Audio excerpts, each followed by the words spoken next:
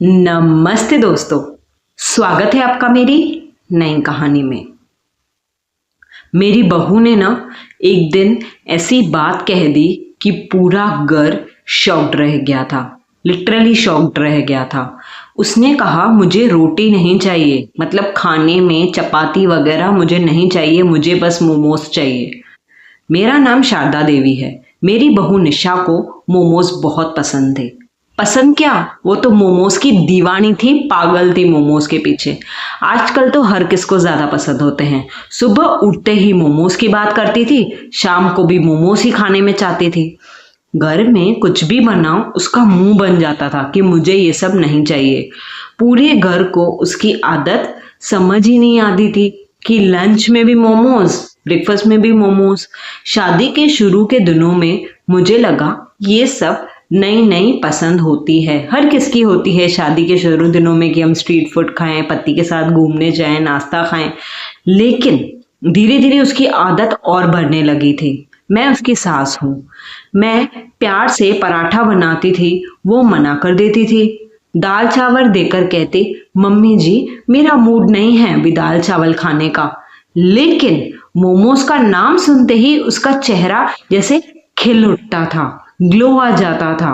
मेरा बेटा भी उसकी हर बात मान लेता था और रोज ऑनलाइन जोमेटो से ऑर्डर कर लेता था।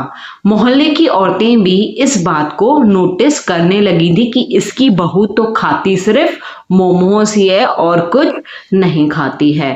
एक दिन किटी पार्टी में सब इस बारे में ही बात करने लगी थी। किसी ने कहा इतने मोमोज सेहत के लिए तो ठीक नहीं है क्योंकि उसमें मैदा जाता है, भले बीच में वेजीज होती हैं पर तब भी, और चटनी भी रेड चिली सही नहीं होती है। लेकिन निशा हंसकर सबकी बात उड़ा देती थी। उसे लगता था कि सब उससे जलते हैं क्योंकि उसे मोमोज पसंद हैं। उसके लिए मोमोज दुनिया का सबसे अच्छा खाना था और कोई उसे समझा ही नहीं सकता था कि मोमोज हेल्थ के लिए लिटरली सही नहीं है। एक दिन मैंने सोचा कि उसकी पसंद का खाना घर पर ही बना लेती हूँ, जैसे पनीर की सब्जी हो गई, चपाती हो गई वगैरह। वैसे मैं पूरा दिन ही मेहनत करके होममेड मोमोज बनाने लगी। पहले तो पनीर की सब्जी घर के लिए बनाई, फिर इसके लिए हैंडमेड मोमोज बनाए, कैसे घर पे ही वो खा सके, सॉरी होममेड। मुझे लगा शायद इसे वो खुश हो जाएगी, लेकिन निशा ने एक बाइट ही ली और मुंह बना लिया। उसने कहा मम्मी जी मार्केट वाले जैसा टेस्ट नहीं है आपका।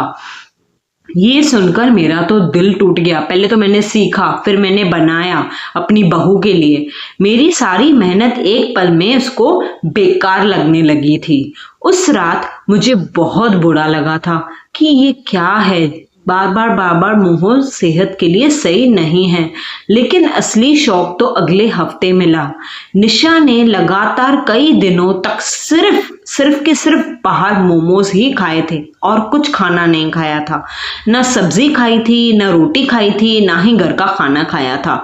फिर एक सुबह वो अचानक पेट पकड़कर बैठी थी। उसके चेहरे पर दर्द साफ दिख रहा था और मुझे बोल भी रही थी, मम्मा मुझे पेट में बहुत दर्द हो रहा है और हमें उसे तुरंत हॉस्पिटल ले जाना पड़ा।